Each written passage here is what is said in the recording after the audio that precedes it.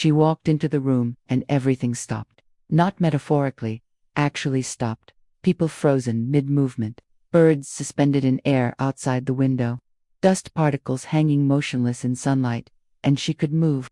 She could walk through this frozen world while everyone else was trapped in a single moment. And she knew, somehow, this had happened before. In another life. In another time, when she learned that reality isn't what it seems. Imagine standing in a world made of statues. Every person around you, locked in position, mid-step, mid-word, mid-breath. You can see their eyes, but they don't see you. You can touch them, but they don't feel it. Time has stopped for everyone except you. You walk through the silence, and it's not peaceful. It's eerie, wrong, like being the only person awake in a sleeping world, or the only person alive in a dying one. You try to scream, but even sound feels frozen, trapped, unable to travel through air that's become solid. And you wonder, is this death? Is this a dream?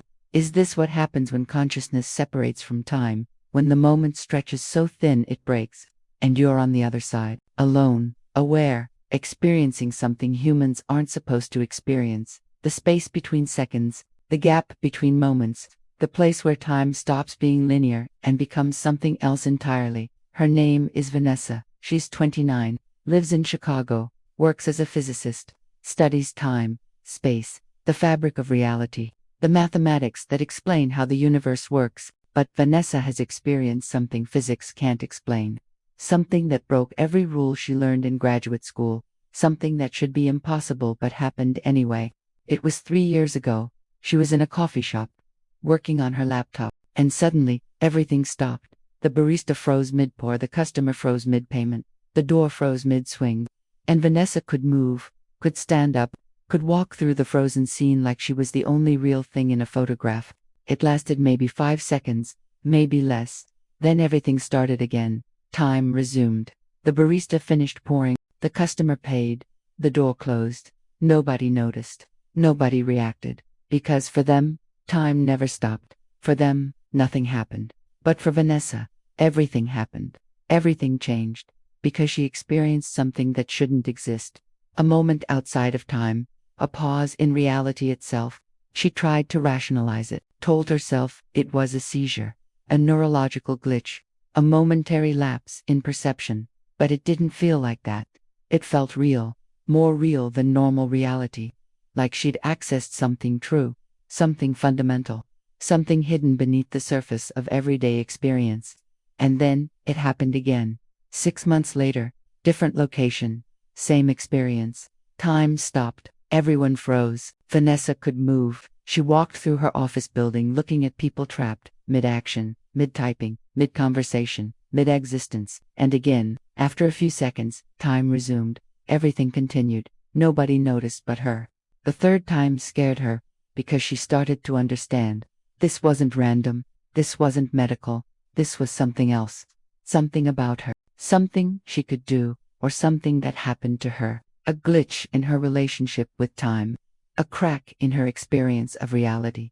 She started researching, looking for others who'd experienced this, and she found stories, not many, but some, people describing the same thing.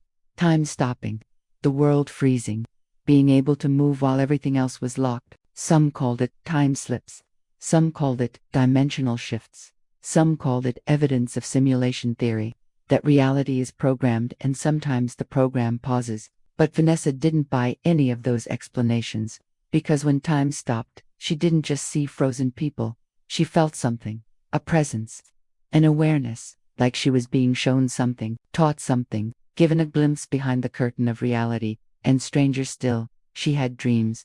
Dreams where this ability wasn't strange, where she knew how to do it, where she'd been trained. Where stopping time was a skill she'd mastered in another existence, in another form, in a life where reality was more fluid, where consciousness could manipulate the fundamental structure of existence. Her colleagues would think she was crazy if she told them. Physicists don't talk about mystical experiences, about consciousness affecting reality, about time being anything other than a dimension that moves in one direction at a constant rate. But Vanessa knew what she experienced, knew it was real.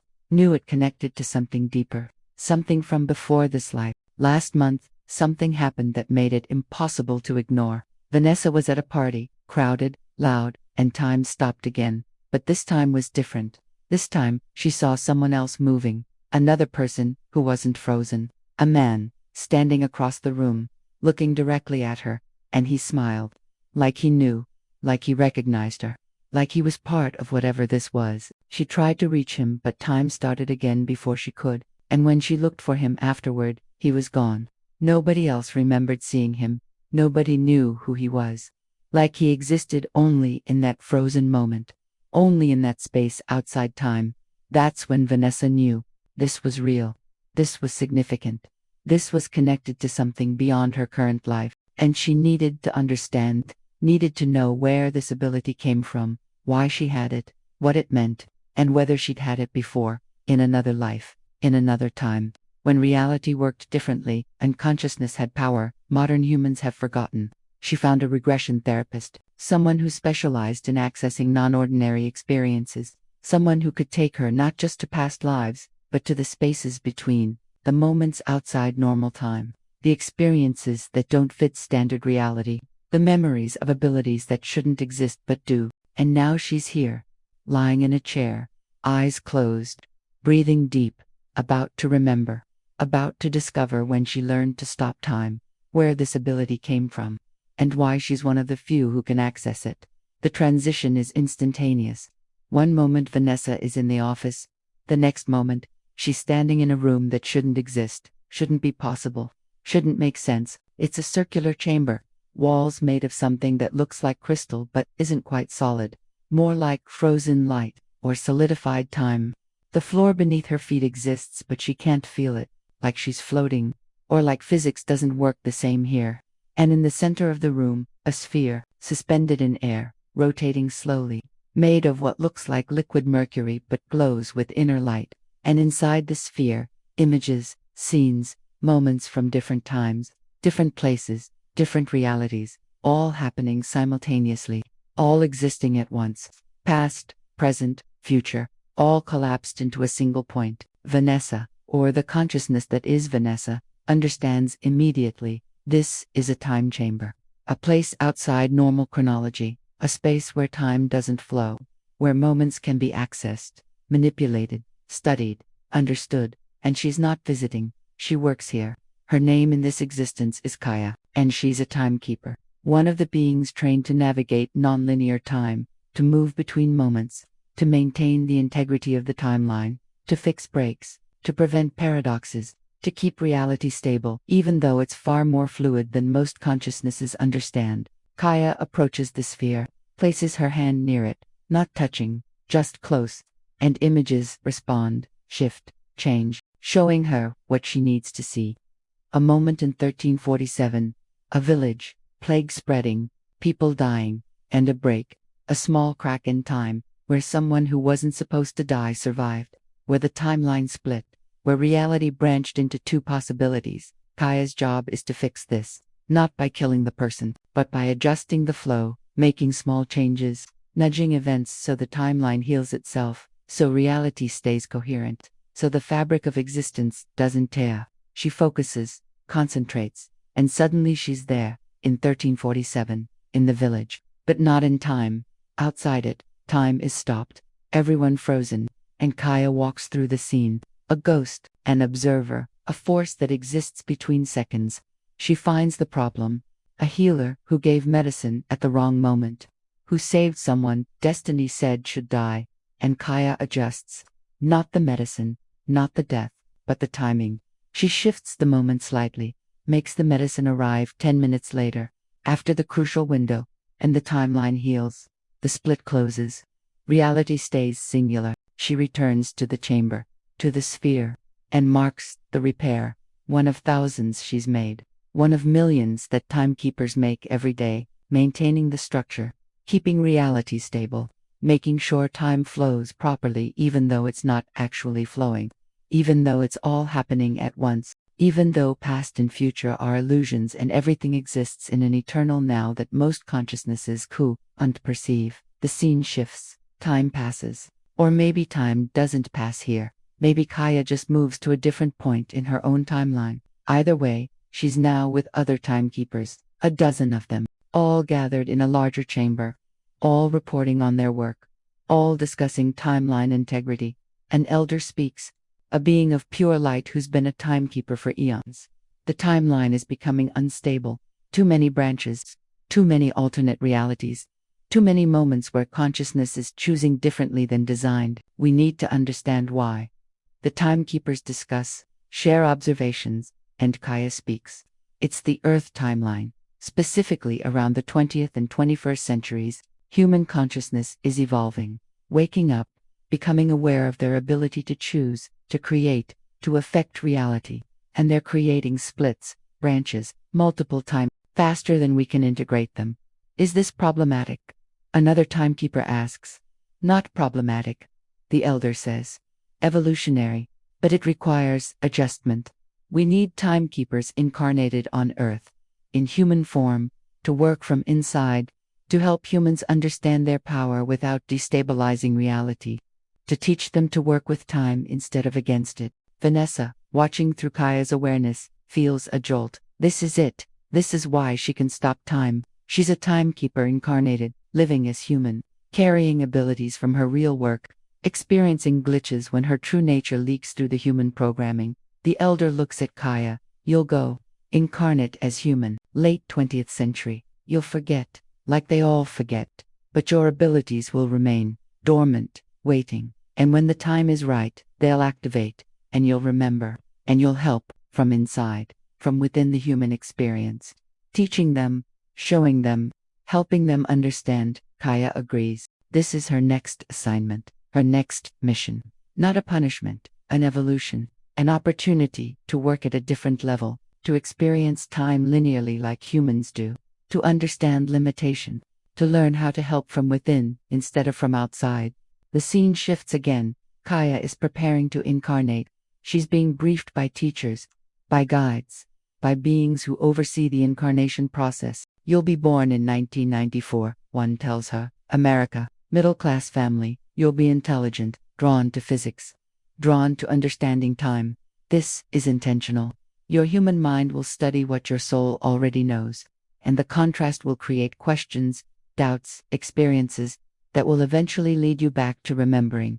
You'll experience time stops. Another guide explains, starting in your late 20s, these will be moments when your true nature breaks through, when your timekeeper abilities activate briefly. You won't be able to control them at first, won't understand them, but they'll be your invitation, your calling, your wake-up alarm reminding you who you really are, and you'll meet others. A third guide adds, other timekeepers incarnated, other beings working from inside. You'll recognize each other, eventually, when you're both ready, and you'll work together, teach together, help humanity together. Kaya listens, absorbs, prepares, and then she descends into matter, into density, into the limitations of physical form, into the forgetting that comes with human incarnation. Vanessa sees her own birth, her own childhood, all of it through new eyes, through the understanding that she's not just human. She's a timekeeper experiencing humanity, learning limitation, understanding what it's like to be trapped in linear time instead of moving freely through it. She sees key moments, age 7, staring at a clock, watching the seconds tick, and suddenly understanding, time isn't moving. The clock is moving, reality is moving, but time itself is still eternal, unchanging, a container, not a flow. Age 14, studying physics for the first time, and everything making perfect sense, not because she's smart, because she remembers, she knows these principles, has worked with them, in her real existence, her true form. Age 21, graduate school, studying quantum mechanics, and understanding more than the professor teaches, seeing connections, patterns, truths that aren't in textbooks, because they're in her soul memory, her eternal knowledge. And then, age 26, the first time stop, in the coffee shop, her abilities activating, her true nature breaking through, the veil thinning enough that she could access, just for a moment, what she really is, what she can really do. The scene shifts one final time. Vanessa is back in the time chamber, but as herself, as Vanessa, not Kaya, both simultaneously, human and timekeeper, mortal and eternal, limited and unlimited. The elder is there, the same one who sent her to Earth. You're remembering. Good, it's time. Earth needs you, needs your knowledge, needs your ability, needs you to teach. Teach what? Vanessa asks. That time is not what humans think. It's not linear, not fixed, not unstoppable. It's fluid, malleable, responsive to consciousness. Humans have the ability to work with time, to bend it, to pause it, to move through it differently. But they've forgotten, they've been taught, they're victims of time. Slaves to the clock, trapped in the flow, but they're not. They're creators. They're timekeepers too. They just don't know it. How do I teach that? Vanessa asks. By being, by demonstrating, by experiencing. Your time stops will continue. But now you'll understand them, control them, use them intentionally. And others will notice, will ask questions, will want to know how. And you'll teach them, show them, help them remember their own abilities. The elder shows her more, shows her that there are hundreds of timekeepers incarnated on Earth right now, all waking up, all remembering, all activating their abilities, all preparing to help humanity understand time differently, to work with it differently, to create with it differently. You're part of a team, the elder says, a larger plan, a coordinated effort to shift human consciousness, to help them understand they're not limited by time. They create time, they shape time, they are time, because time is consciousness, time is awareness, time is attention. And when you learn to direct your attention differently, you learn to experience time differently. Vanessa feels this truth settling into her, deep, fundamental, changing. Everything she thought she knew, even as a physicist, even studying time professionally, she didn't understand, didn't know, didn't see the truth that was obvious once you remembered. Time doesn't exist. Time is created by consciousness, by perception, by attention. Every being creates their own time, their own experience of duration, their own relationship with past and future. And timekeepers are beings who learn to do this consciously, deliberately, skillfully. Asterisk, 20 o'clock, emotional climax, asterisk. The elder speaks one final time. Vanessa, you stopped time in the coffee shop, not because reality itched, because you woke up. For a moment, you remembered you're not subject to time. You create it. And your consciousness briefly stopped creating it, stopped agreeing to the collective agreement that time flows at a certain rate, and you experienced the truth that without consciousness creating time, there is no time. There's just eternal now, infinite present, timeless existence. Vanessa feels tears, not because she's sad, because she understands. Everything she studied, everything she tried to prove mathematically, it was right there, hidden in her own experience, in her ability, in her nature as a timekeeper who incarnated to help humans remember. She sees it all now, sees why she can stop time, sees why others can too, sees that this isn't supernatural, it's natural. It's the real nature of reality. Time is created by consciousness. And when you remember that, when you really know that, you can stop creating it, pause it, move through it differently, experience reality as it actually is, timeless, eternal. Now, what do I do with this knowledge? Vanessa asks. Live it, teach it, share it, not by convincing people, by demonstrating, by being someone who proves it's possible, by showing that humans are not limited by time, that they can work with it, shape it, use it, create with it, that they're far more powerful than they've been taught to believe. The elder pauses, then continues. And Vanessa, there's something else. The man you saw, the one moving when time stopped. That was another timekeeper. His name is Marcus. He's been looking for you. You're meant to work together, teach together. You'll find him, soon, when you're both ready. And together, you'll help many people wake up to their true relationship with time. Vanessa feels excitement, confirmation, recognition. Yes, the man in the frozen moment. She knew he was real, knew he was like her, knew they were connected. And now she understands. They're teammates, colleagues, timekeepers incarnated for the same mission. Will I remember all this? Vanessa asks. When I return to my human consciousness, you'll remember enough, the elder says. Not everything, that would be overwhelming, but enough to change how you live, how you work, how you teach. Enough to fulfill your mission, enough to help humanity evolve. That's all that matters. And Vanessa accepts this, accepts that she's both human and timekeeper, both limited and unlimited, both temporal and eternal, and she can live in both realities, honor both truths, be both things simultaneously. Vanessa opens her eyes. The therapist's office. Present time. But she's different. Fundamentally changed. Because she knows now. Knows she's a timekeeper. Knows her abilities are real. Knows she's here on a mission. To help humans understand time differently. To teach them they're not victims of time. To show them they're creators of it. I was a timekeeper, Vanessa says slowly. I worked outside linear time. Maintained timeline integrity. And I incarnated as human to teach from inside. To help humans remember their true relationship with time. And my ability to stop time. It's not a glitch. It's my true nature leaking through the human programming. The therapist nods. How does that change how you see your life? It changes everything, Vanessa says. I've been studying time as a physicist. But I've been approaching it wrong. Treating it as objective, external. Something that exists independent of consciousness. But it doesn't. Time is created by consciousness. And when I stop time, I'm not breaking physics. I'm demonstrating physics. The real physics. The physics that includes consciousness as the fundamental force. Over the following weeks, Vanessa integrates the experience, lives with the memory, tests it, and things shift. Her time stops become more frequent, but now she understands them, controls them, can enter that state intentionally instead of randomly. She practices, in private, learning to pause her experience of time, to move through frozen moments, to navigate reality from outside the normal flow. She starts writing. Not for academic journals, for people, regular people who sense there's more to time than they've been taught. She writes about consciousness and time, about how perception creates duration, about how attention shapes experience, about how humans are far less limited than they believe.